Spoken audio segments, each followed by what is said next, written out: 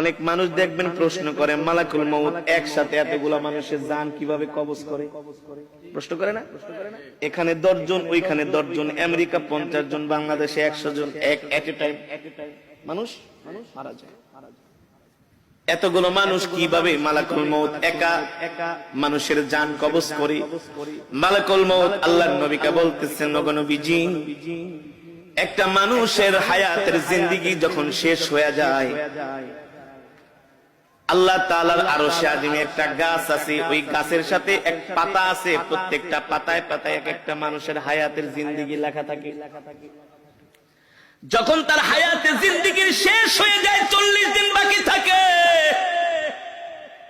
তার হায়াতের জিন্দেগির ওই গাছের পাতাটা হলুদ বর্ণ হয়ে যায় 40 দিন আগে।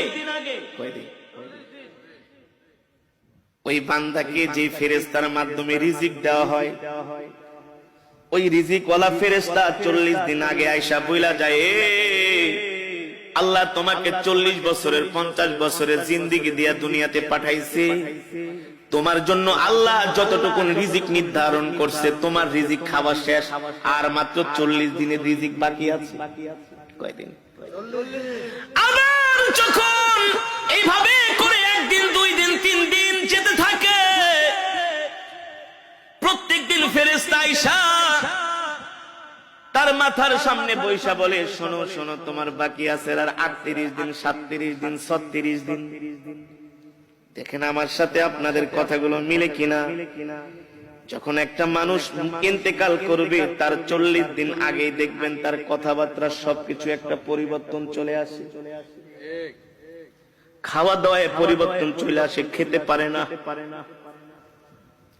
যে মানুষ আধা কেজি চাউলের ভাত খায়, 1 কেজি চাউলের ভাত খায়, আধা কেজি গরুর গোশত, 1 কেজি গরুর গোশত খেয়ে ফেলে, ওই মানুষ দেখবেন 1 মুঠা ভাতও খেতে পারে না।